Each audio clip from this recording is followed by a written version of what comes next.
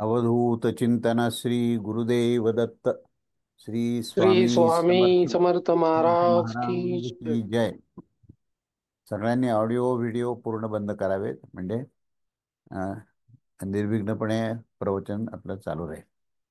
हं.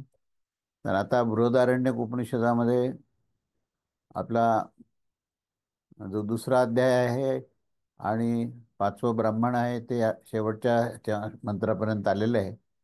तेव्हा शेवटचा मंत्र 19वा मंत्र आहे. तर त्या मंत्रावरचं विवेचन संपवून आपण सा षष्टम ब्राह्मणावर आपण जाऊ. षष्टम ब्राह्मणामध्ये 3 मंत्र आहेत. ते झाल्यानंतर दुसरा अध्याय पूर्ण होईल. दुसरा अध्याय पूर्ण झाला आज तर तिसरा अध्याय पण आपण सुरू करूया. ठीक आहे.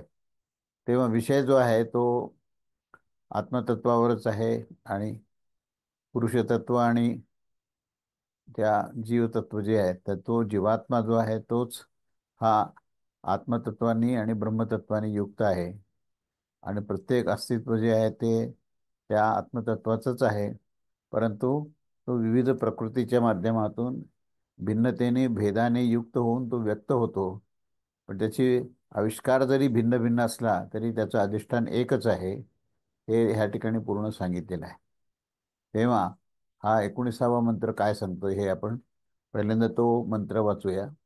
इदं वै तन्मधु ददङ्गङ्गात् अथर्वणाओ अश्विभ्याम उवाच तदेत दृष्टिः पश्य पश्यन्न ओचत रूपं रूपं प्रतिरूपो बभूव तदस्य रूपं प्रतिचक्षणाय इंद्रो मायाभिः पुर पुरुरूप यते युक्ता हास्य हास्यः शतादशेति अयं वै हरयोऽयं वै दशच सहस्राणि बहूनि चानन्तानि च तदेत ब्रह्म ब्रह्मा पूर्वमनपरं मनन्तरं बाह्याम्य यमा ब्रह्म सर्वानुभूरित्य अनुशासनम असा हा मंत्र आहे.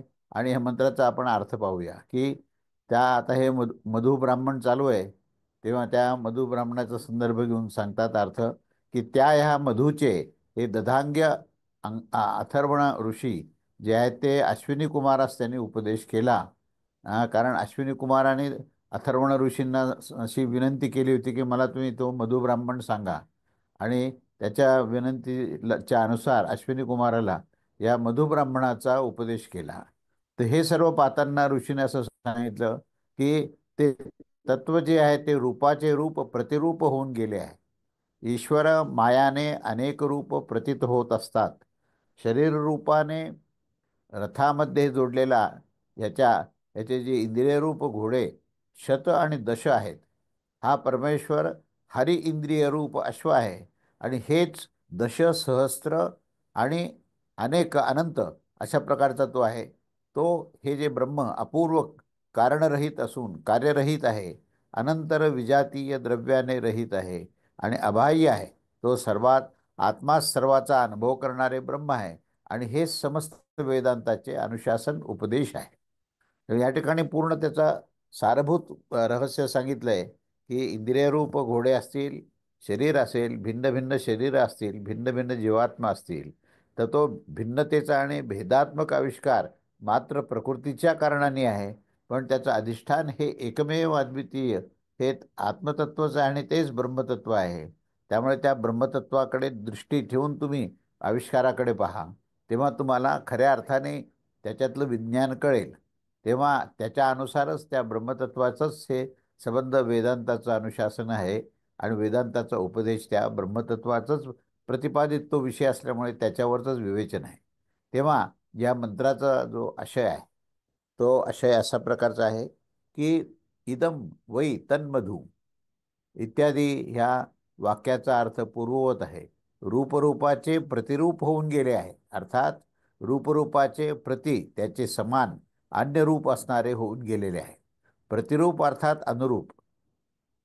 कारण की माता पिता जसे स्वरूपवाले अर्थात त्याच्याच अनुरूप पुत्र उत्पन्न होत असतो. कारण की चतुष्पादापासून द्विपद आणि द्विपादापासून चतुष्पदाची उत्पत्ती होऊ शकत नाही.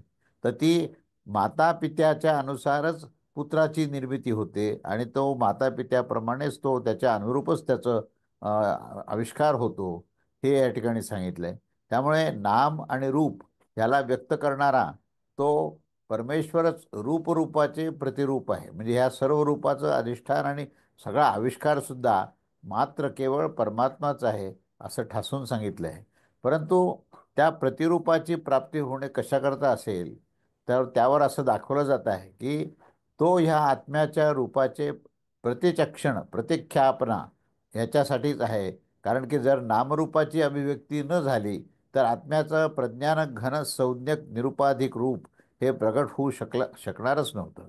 तेव्हा तो सर्व जो आविष्कार आहे तो मात्र केवळ त्या त्या आत्म्याचाच आविष्कार त्या प्रकृतीच्या माध्यमातून होत असतो आणि त्या अभिव्यक्तीसाठी नाम आणि रूपाची आवश्यकता आहे.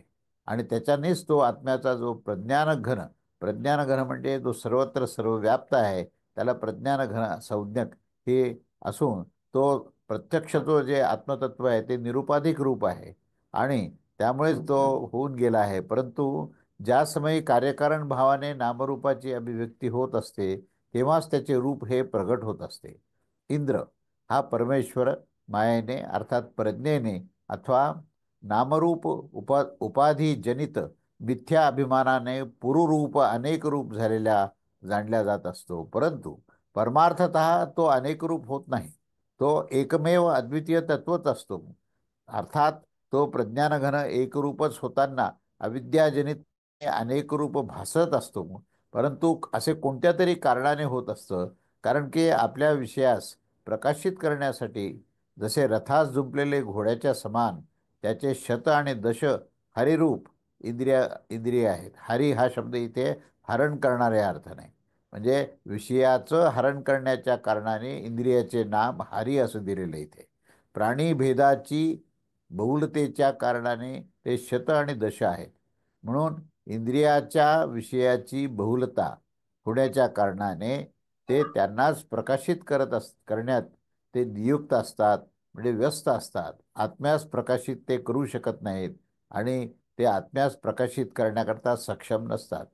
कठोपनिषदात असं म्हटलं आहे की स्वयंभू परमात्म्यानेच इंद्रियास बहिर्मुख करून ही हिंसित करून दिले आहे. त्यामुळे तो त्या विषयरूपानेच अनेक रूप भासत असतो. प्रज्ञानघन एकरस स्वरूपातच असतं. म्हणजे ही जी इंद्रिय आहेत ती परमात्म्यानेच आविष्कारामध्ये आणली आणि ही इंद्रिय जी आहेत ती बहिर्मुख आहेत. बाहेर असणारे जे विषय आहेत त्या विषयाशी ते अनुसंधानित असतात. त्या विषयरूपानेच तो अनेक रूपाने तो भासत असतो. पण तो मूलतः तो अधिष्ठानात ते प्रज्ञानघन जो आत्मतत्व आहे ते मात्र एकरस स्वरूपात आहे, हे इथे समजून घेणं आवश्यक आहे.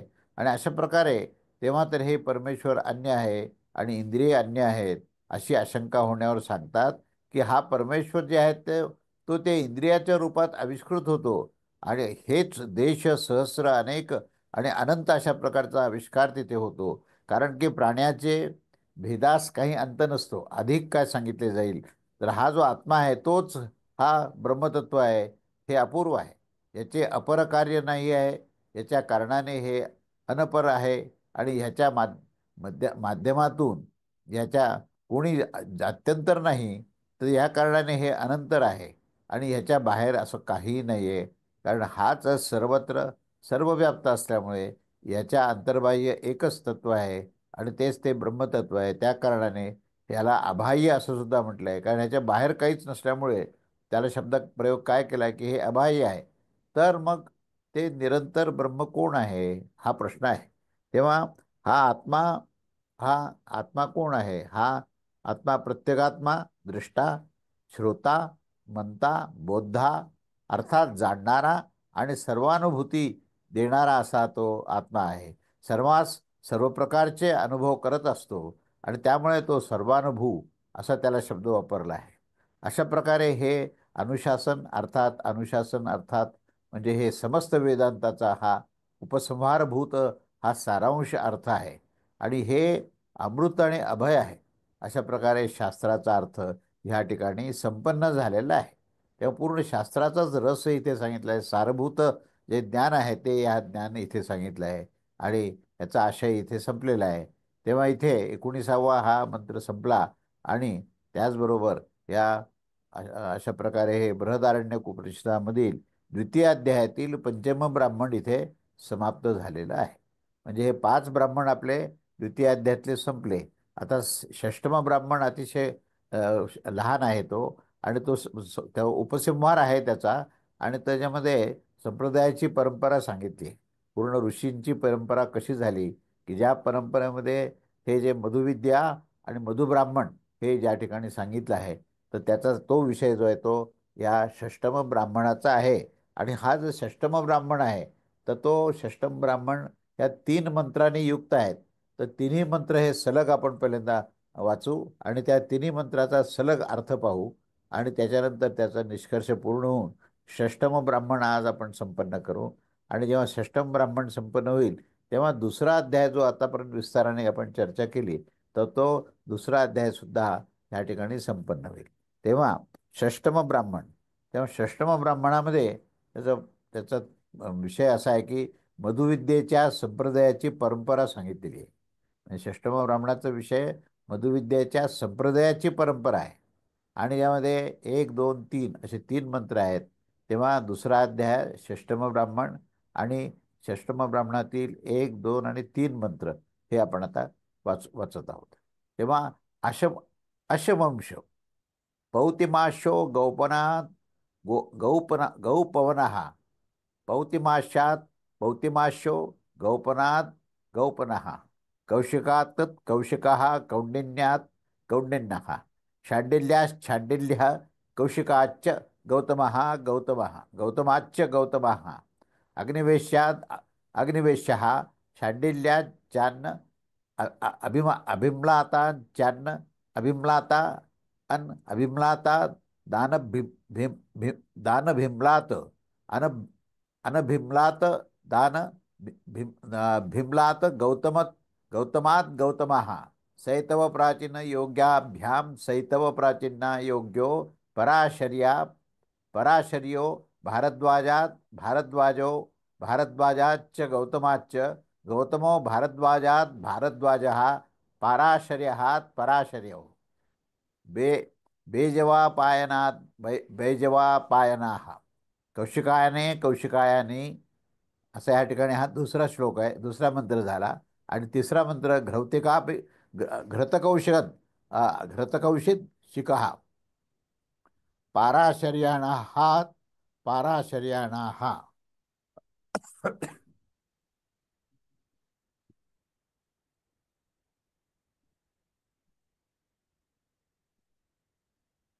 पाराशर्यात पाराशर्यात पाराशर्यो जातुकर्ण्यात जातुकर्ण्य असुराणाय असुरायणाश्च यास्काच च सुरायणास्त्रैवणे रौप जन्धने रौप जन्धनारे सुरेश सुरभि अभिरध्वाजा अभिरध्वाजाः ध्वाजाः अत्रे या दात्रेयो मांटेर मांटी गौतमो गौतमात् गौतमो वात्स्यायात् वात्स्यः शाण्डिल्याच्च शाण्डिल्यः कैशोर्यात् काप्यात् कैशौर्याः कैशौर्यः काप्यः कुमारत् हरितात् कुमारत् हरितो गालत् गालवो वैदर्भ्यो कौंडिन्यात् वैदर्भ्यो कौंडिन्यो वत्सनपातो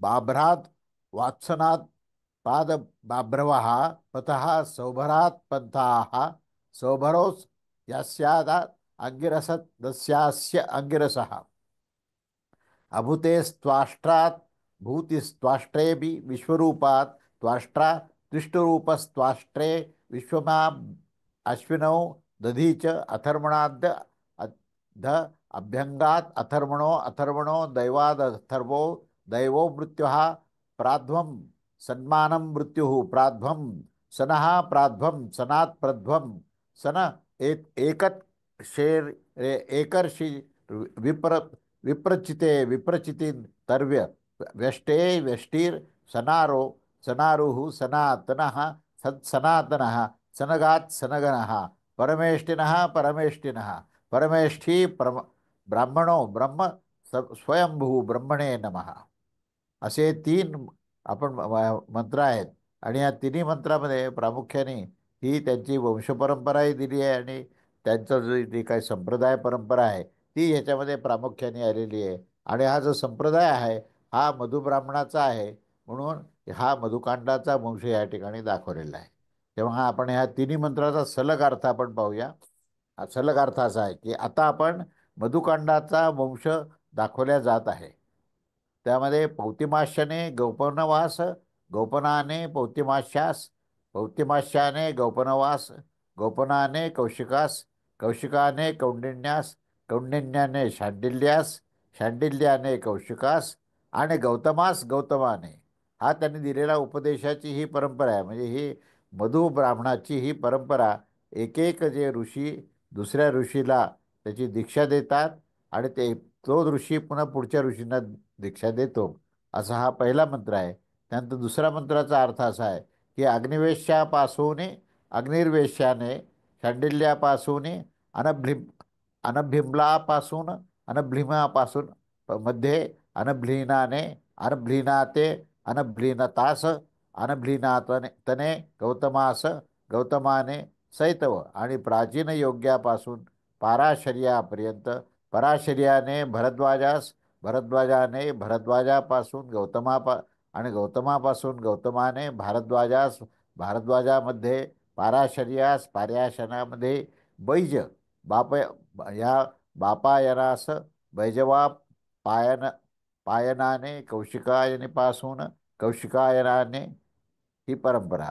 त्यानंतर पुढे सांगितलंय तिसऱ्या मंत्रामध्ये घृतकौशिकास घृतकौशिकाने, पाराशर्याणास पार्याशरणाने, पार्याशर्यापासून पाराशर्याने जातुकर्ण्यास, जातुकर्ण्याने असुरायणापासून आणि यस्कास, यास्कास असुरायणाने, त्रिविणीपासून त्रिविणी आणि औपजंधेस आणि यस्कापासून असुरायणे, त्रिविणीपासून औपजंधीपासून, औपजंधीपासून असुरीस आणि असुरीस भारद्वाजास, भारद्वाजास हे अत्रेयास, अत्रेयाने मांटीस, मांटीने गौतमास, गौतमाने गौतमास, गौतमाने वात्स्याने शांडिल्यास, शांडिल्याने हे कैशौर्य काव्यास, कैशौर्य काप्यास, कुमार हरितास, कुमार हरिताने गालवास, गालवाने वैदर्भी कौंडिण्यास, वैदर्भी कौंडिण्याने वत्सनपात बभ्रवास वत्सनपात, बभ्रवाने पन्या सौभर रसास, पन्या सौभराने आयास्य अंगिरसासास, अय्यास अंगिरसाने अभूती त्वाष्ट्रास, अभूती त्वाष्ट्राने विश्वरूप, त्वाष्ट्रास विश्वरूप, त्वाष्ट्राने अश्विनीकुमारास, अश्विनीकुमाराने दधंगंगा अथर्वणास, दधंगंगा अथर्वणाने अथर्वदैवास, अथर्वदैवाने मृत्यू प्राध्वंसनास, मृत्यू प्राध्वंसनाने एकर्षीस, एकर्षीने विप्रचित्तास, विप्रचित्ताने व्यष्टीस आणि व्यष्टीने सनारूपास, सनारूपाने सनातनास, सनातनाने सनगास, सनगाने परमेष्ठीस, परमेष्ठीने ब्रह्मास प्राप्त केले आणि ब्रह्मा स्वयंभू आहे.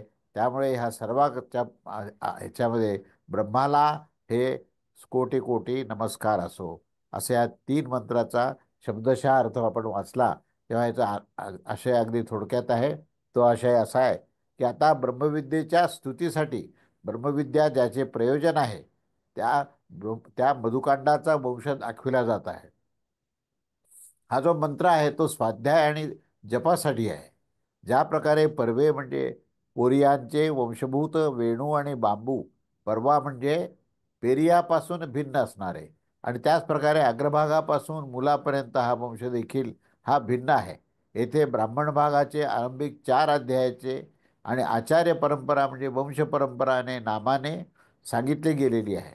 त्यामध्ये प्रथमा विभक्त्यंत शिष्य आहेत आणि पंचाय पंचाम्यंत आचार्य आहेत. परमेष्ठी याची विराटाने ब्रह्मा हिरण्यगर्भास प्राप्त केले. त्याच्यापुढे आचार्य परंपरा मात्र नाही. कारण की जो ब्रह्मा आहे तोच नित्य आणि स्वयंभू आहे आणि त्या स्वयंभू ब्रह्मास आमचा कोटी कोटी नमस्कार असो, असा ह्या 1 ते 3 मंत्राचा हा आशय आहे. तेव्हा इथे या 3 मंत्राने हा षष्टम ब्राह्मण जो आहे तो इथे परिपूर्णतेने संपन्न झालेला आहे. तेव्हा इथे अशा प्रकारे ब्राह्मण बृहदारण्यक उपनिषदामधील हा षष्ठ वंश ब्राह्मण आहे. म्हणजे ह्याचं नाव काय दिले आपण, मधु ब्राह्मणाच्या नंतर वंश ब्राह्मण, असा वंश ब्राह्मण हा षष्टम ब्राह्मण हा संपन्न झाला. आणि मग येथे शेवटी सांगितले की अशा प्रकारे या बृहदारण्यक उपनिषदामधील वरील जे काही भाष्य केले आहे त्या भाष्याचा हा द्वितीय अध्याय जो आहे तो येथे परिपूर्ण संपन्न झालेला आहे. असा हा द्वितीय अध्याय या ठिकाणी आपण पूर्ण केलेला आहे. तसा हे पूर्ण प्रकरण जे आहे ते द्वितीय अध्यायाचं इथे संपूर्ण झालेलं आहे. आणि याच्यामध्ये 6 ब्राह्मण आहेत. त्या 6 ब्राह्मणामध्ये विविध ब्राह्मण आहेत. मैत्रीय ब्राह्मण आहे, मधु ब्राह्मण आहे. हे विषय वेगवेगळे प्रकारचे असे विषय घेऊन ह्या सगळ्या ह्या विषयाचा जो उद्देश आहे तो उद्देश ह्या त्या आत्मतत्व आणि ब्रह्मतत्वाचं काय नेमकं रहस्य आहे, काय स्वरूप आहे, त्याचं अधिष्ठानाचं नेमकं स्वरूप तत्वस्वरूप काय आहे आणि त्याच्या आविष्कारामध्ये संबंध ब्रह्मांड कसं आलं. म्हणून ब्रह्मतत्वातून ब्रह्मांडाची निर्मिती आहे आणि ब्रह्मांडामध्ये ब्रह्मतत्व ओतप्रोत आहे. हा तो सिद्धांत, या सिद्धांताचाच हा विस्तार आहे. तेव्हा या सिद्धांतामधून आपल्याला काय त्याच्यामध्ये बोध घ्यायचा आहे, तर आपण जे काही पाहतो दृश्य, हे केवळ नुसतं दृश्य पाहून आपल्याला ज्ञान होणार नाही.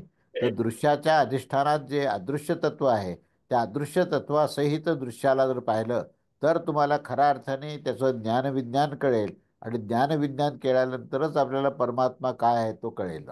परमात्मा तो ज्ञान आणि विज्ञानाने भरलेला आहे. तर हे ज्ञान काय आणि विज्ञान काय आहे, तर ज्ञान जे आहे ते आत्मतत्वाचं आत्मज्ञान आहे. आणि विज्ञान जे आहे ते बृहद्रूपाने सर्वत्र पोचल्यामुळे तिथे ब्रह्मतत्व असं आपण म्हणतो. तर तेव्हा आत्मतत्वच सर्वत्र असल्यामुळे आत्माच ब्रह्म आहे असा सिद्धांत मांडतो. तो जो ब्रह्मतत्व आहे तोच तत्वस्वरूपामध्ये संबंध ब्रह्मांडात ओतप्रोत आहे. आविष्कारात ते अधिष्ठानच आहे. आणि ज्यावेळेस त्या अधिष्ठानाचा ह्या आविष्कारामध्ये अनुभव घेतला जातो तेव्हा त्याच ब्रह्मतत्वाला परब्रह्म असं म्हटलेलं आहे. तेव्हा त्या परब्रह्म परमात्म्याचं पूर्णपणे ज्ञान घ्यायचं असेल तर तुम्हाला हे ब्राह्मण ग्रंथ जे आहेत ते पूर्णपणे त्याचं अध्ययन करणं आणि ब्रह्मतत्वाचं विवेचन करणारं हे ब्राह्मण ग्रंथ आहेत. तेव्हा या ब्राह्मण ग्रंथावरचा ही विस्ताराने केलेली ही जी पूर्ण म्हणजे विवेचन जे आहे ते विवेचन हे अतिशय अध्ययन करण्यासारखं आहे, चिंतनीय आहे. आणि आपल्या दैनंदिन जीवनामध्ये सुद्धा आपण जो काही आपण ह्या व्यवहारात जो काही अनुभव घेतो त्याच्या अधिष्ठानात काय हे जर आपल्याला कळालं तर व्यवहारही आपल्याला कळेल. कारण नुसता व्यवहार वर करून चालणार नाही. अगदी आपण कुठल्याही व्यक्तीशी सुद्धा ज्यावेळेस व्यवहार करतो तेव्हा त्या व्यक्तीच्या मनात काय हे जर कळालं तर व्यवहार व्यवहार उत्तम होतो. तसं या पूर्ण ब्रह्मांडाचं जर अध्ययन करायचं असेल तर हे ब्रह्मांड कशापासून बनलं, त्याच्या अधिष्ठानात काय आहे आणि प्रत्यक्ष ब्रह्मांडामध्ये दृश्यात अदृश्य ओतप्रोत काय आहे, तर हे आपल्याला म्हणून तिथे मूर्तामूर्त ब्राह्मण ह्याच्यावर त्यांनी विशेष भर दिला आहे त्या ब्राह्मणामध्ये की मूर्त आणि अमूर्त तत्व जे आहे ते अंतर्बाह्य एकच तत्व आहे. आणि त्या एकाच तत्वाचं विवेचन हे अंतर्बाह्य आहे, अधिष्ठान आणि आविष्कारामध्ये आहे. आविष्कारात दिसायला जरी भेद असला तरी असायला भेद नाही आहे, असायला ते ब्रह्मतत्वच आहे. हा बोध त्यातून घेऊन आपल्या व्यवहारामध्ये सुद्धा आपण ब्रह्मतत्वाच्याच अधिष्ठानावर आपला व्यवहार केला पाहिजे, हा त्यातला बोध आहे.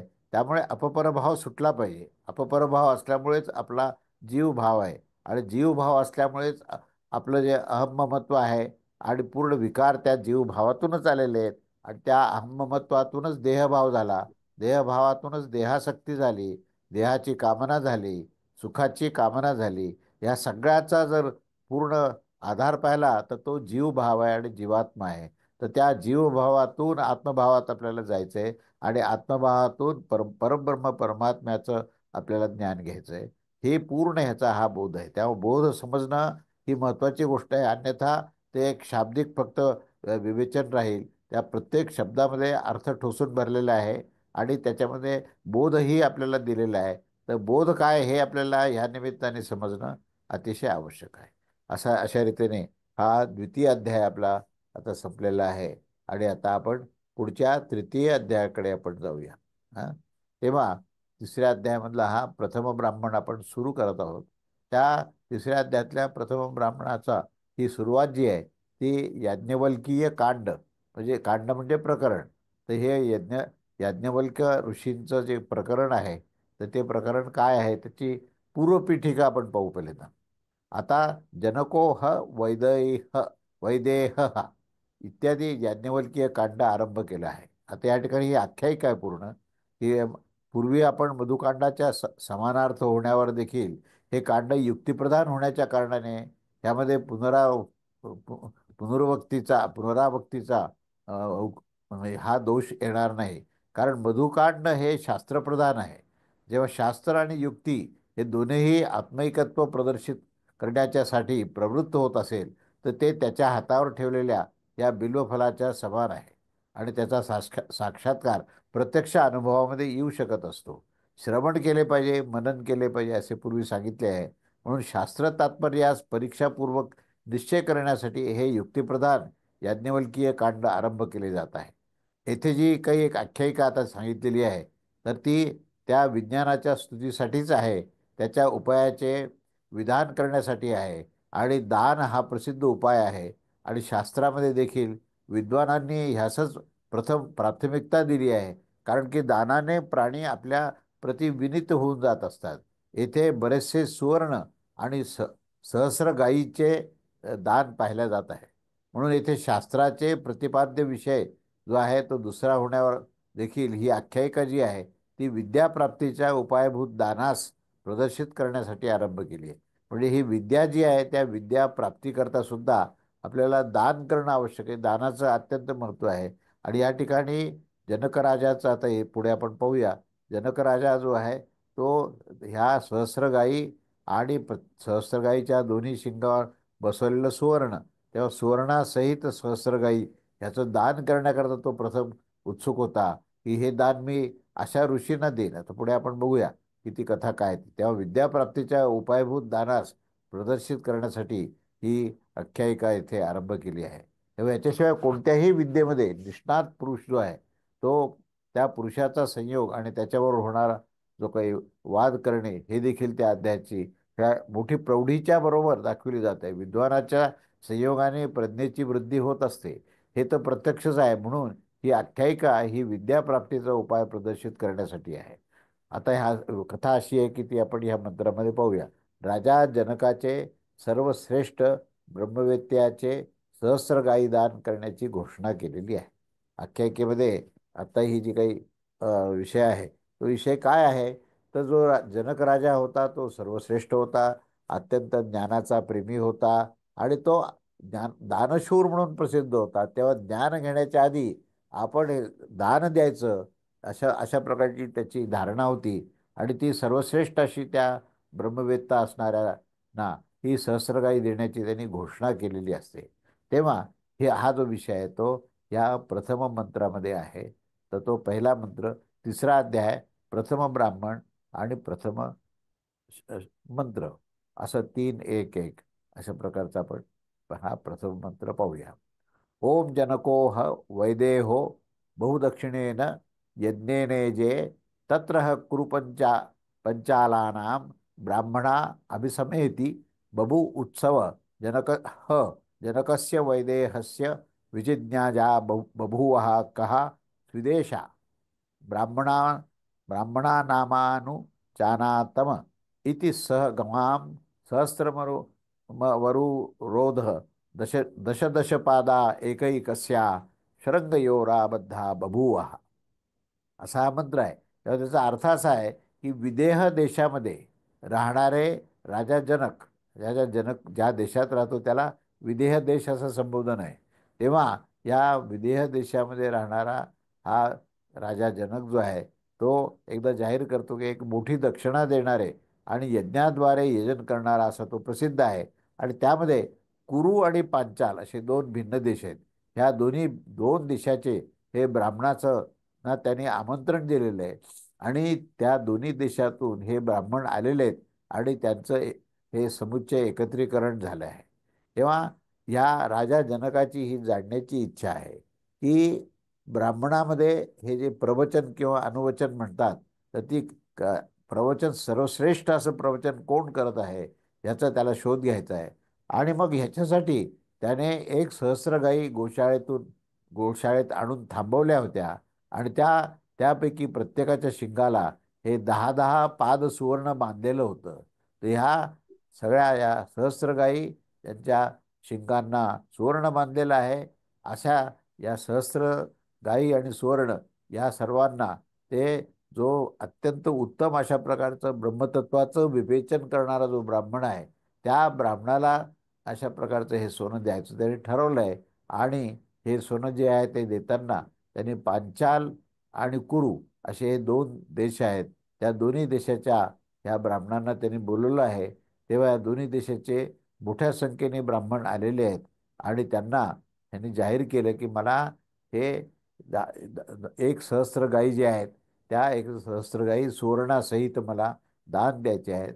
तेव्हा आता मला हे जाणून घ्यायचं आहे की कोण सर्वश्रेष्ठ हे प्रवचन करतो आणि त्याच्या विवेचनामध्ये ब्रह्मतत्वाचा उपदेश कसा होतो हे मला जाणून घ्यायचं आहे, असा या मंत्राचा अर्थ आहे. तेव्हा याचा आशय काय आहे, तर जनक नावाचा जो सम्राट होता तो विदेह देशाचा राजा होता. विदेह देशामध्ये उत्पन्न होणे आणि राहण्याचे कारण, त्याच जो कारण आहे त्या कारणालाच विदेह असं म्हणतात. आणि त्याने एका मोठ्या दक्षिणा देणाऱ्या यज्ञाने आणि शाखांतरामध्ये प्रसिद्ध ही बहुदक्षिणा नामक यज्ञ त्यांनी केला. आणि म्हणजे त्या यज्ञाचंच नाव बहुदक्षिणा नामक असा यज्ञ आहे. तेव्हा हा बहुदक्षिणा नामक यज्ञाने अथवा अधिक दक्षिणा देणाऱ्या यज्ञाने येथे अश्वमेधाचा बहुदक्षिणा म्हटल्या जाते आणि याचे यजन केले जाते. येथे या यज्ञामध्ये निमंत्रित होऊन अथवा त्यास पाहण्याच्या इच्छेने कुरु आणि पांचाल देशाचे ब्राह्मण जे आहेत ते एकत्र आले आहेत. कारण की ह्याच देशात विद्वानाची ही बहुलता प्रसिद्ध होती. आणि हे दोन्ही देश आहेत हे विद्वान ब्राह्मणांनी ची संख्या त्यात अधिक होती. आणि म्हणून त्यांनी त्या दोन देशाच्या ह्या विद्वान ब्राह्मणांना बोलवलं होतं. आणि हे दोन्ही देश जे आहेत ते विद्वानांची बहुलता म्हणून तिथे ते देश प्रसिद्ध आहेत. तेथे महान विद्वत समुदाय पाहून त्या विदेह राजा यजमाना जनकाची विशेष रूपाने ही जाणण्याची इच्छा झाली की यामध्ये कोण ब्रह्मिष्ठ आहे. ब्रह्मिष्ठ आहे शब्दाचा ब्रह्मतत्वाचा अधिकारी तो, आणि ब्रह्मतत्वाच्या अधिकाराला धरून असणाऱ्याला त्यांनी विशेषण लावलंय की ब्रह्मिष्ठ.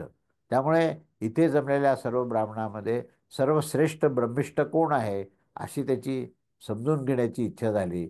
आणि अनुवचन म्हणजेच प्रवचन करणारा सर्वात अधिक समर्थ असा कोण आहे. अनुवचन करणारे तर सर्वच असतात, परंतु यांच्यापैकी अतिशय श्रेष्ठ प्रवचन करणारा असा हा कोण आहे, आणि हे त्यांच्यापासून जाणण्याची इच्छा केली. अशा प्रकारे हे अनुचान विषयक जिज्ञासा उत्पन्न होण्यावर त्या जाणण्याचा उपाय करण्यासाठी त्याने नूतन अवस्था असणाऱ्या ह्या अतिशय ह्या गायी म्हणजे चैतन्यमय अशा गायी गायी ज्या आहेत त्या एक सहस्त्र गायींना त्यांनी आपल्या गोशाळ्यामध्ये आणून ठेवलं. आणि त्यांना ते दाखवले सुद्धा की त्या अशा होत्या की त्या पलच्या चतुर्थ म्हणजे त्याला सुवर्ण किती आहे तर पल नावाचं एकक आहे. त्या पलाच्या चतुर्थ भागाला पाद असं म्हणतात. आणि हे सुवर्णाचे 10-10 पाद हे एक एक गाईच्या शिंगांना बांधलेले होते. अर्थात एक एक शिंगामध्ये 5-5 पाद होते. असं हे इतक्या प्रमाणात असलेलं सुवर्ण आणि ते सुवर्णाने मढवलेले हे गायी आणि त्या चैतन्यमय गायी, म्हणजे गायी अशा आजारी किंवा म्हाताऱ्या नव्हत्या तर त्या चैतन्यमय होत्या. अशा त्या चैतन्यमय गायींना त्यांनी दाखवलं सगळ्यांना की ह्या अशा गायी आहेत माझ्याकडे. आणि किती आहेत त्या संख्येने, तर एक सहस्त्र आहेत. तेव्हा एक सहस्त्र गायींना आणि त्यांना शिंगाला सुवर्ण बांधलेला अशा सुवर्णासहित असे जे गायी आहेत ते गायी मी इथे आणलेले आहेत. आणि त्या सबंध गायींना एका ब्राह्मणाला मला दान करायचं आहे. कसा ब्राह्मण, की जो सर्वश्रेष्ठ असा प्रवचनकार आहे आणि तो ब्रह्मिष्ठ म्हणजे ब्रह्मतत्वाचा जाणकार आहे. ते त्यांनी ज्ञान द्यावं आणि ते प्रवचन त्यांनी करावं आणि आपलं श्रेष्ठत्व त्यांनी सिद्ध करावं. तेव्हा मी त्यांना ह्या सर्व गायी आणि सुवर्ण याचं दान करेन असं तो जाहीर करतो. आणि मग पुढे आता त्याच्या संदर्भात आता पुढची काय कथा आहे ते आपण पाहूया. याज्ञवल्क्याने ही याज्ञवल्क्य तिथे आले. याज्ञवल्क्य ऋषी ही त्या सर्व अनेक ऋषीपैकी एक ऋषी होते. तर त्याने ते सगळं ऐकलं आणि तिथे प्रसंग असा घडला पुढे की कोणीही ब्राह्मण त्याला समोर यायला तयार नव्हता. प्रत्येक ब्राह्मण जो आहे तो अगदी खाली मान ठेवून बसला होता आणि कोणालाही असं वाटलं नाही की आपली विद्वत्ता दाखवावी. कारण पुष्कळदा काय होतं की विद्वान ब्राह्मण असतो पण तो अतिशय म्हणजे नम्र असतो आणि तो आपली विद्वत्ता दाखवत नाही. असे बहुतांशी ब्राह्मण असतात, त्या विद्वान आहेत पण विद्वत्ता दाखवत नाहीत. असं आणि ह्या कारणाने ते समोर आलेच नाहीत. परंतु या सर्व ब्राह्मणामध्ये याज्ञवल्क्य ऋषी होते. तर ते जे ब्राह्मण आहेत याज्ञवल्क्यांना आपण ब्रह्मिष्ठ आहोत हे सिद्ध करायचं होतं आणि आपण सर्वोत्तम असं प्रवचन आपण करू आणि त्याच्याशिवाय त्यांना त्या गायीबद्दलची प्राप्त करण्याची तीव्र इच्छा झाली. ही इच्छा सगळ्यात महत्त्वाची. तर ह्याच्यामुळे त्यांनी पाहिलं त्या याज्ञवल्क्याने आणि याज्ञवल्क्य म्हणाले की आता मी ह्या सर्व गायी घेऊन जाणार आहे. आणि म्हणून आपल्या एका शिष्याला त्यांनी आज्ञा केली आणि त्यांना सांगितलं की हे सर्व गायी जे आहेत त्या तुम्ही आपल्याकडे घेऊन चला.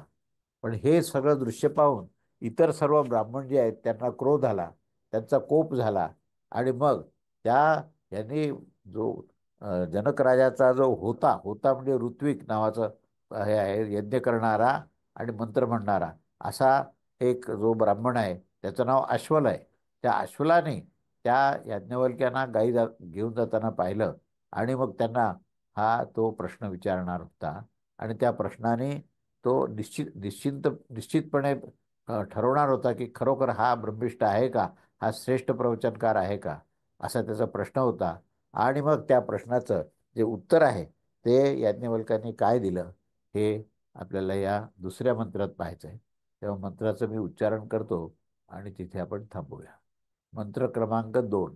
तान होवाच ब्राह्मणा भगवंतो यो वो ब्रह्मिष्ठः स एतागा उदजतामिति तेर्ह ब्राह्मणा न दधृष्य ह याज्ञवल्क्यः स्वमेव ब्रह्मचारिण उवाचैताः सौम्योदयः सामश्रवाः इति ता होदाचकार तेह ब्राह्मणा ही सुकृधुः कथम नो ब्राह्मण ब्रह्मिष्ठो ब्रुवीत्येत्यथ ह जनकस्य वेदेहस्य होताश्फले बभुव स हैनं प्रपच्छ त्वं नु खलु नो याज्ञवल्क ब्रह्मिष्ठोऽसि इति स होवाच नमो वयं ब्रह्मिष्ठाय कूर्मो गोकामा एव वयमस्म इति तत् एव प्रष्टुः दग्रे होताश्वलः. असा हा तो मंत्र आहे, मूळ मंत्र. आता त्याचा आपण अर्थ पाहायचा आहे आणि आशयात्मक त्याचा पूर्ण विस्तार पाहायचा आहे. तर तो आपण पुढच्या रविवारी बघूया. तेव्हा पुढच्या रविवारी हा जो तिसरा अध्याय आणि तिसऱ्या अध्यायातला पहिला ब्राह्मण आणि दुसरा मंत्र असा आपण पुढच्या ह्या रविवारी बघूया. अवधूत चिंतन. श्री गुरुदेव दत्त. श्री स्वामी समर्थ महाराज की जय.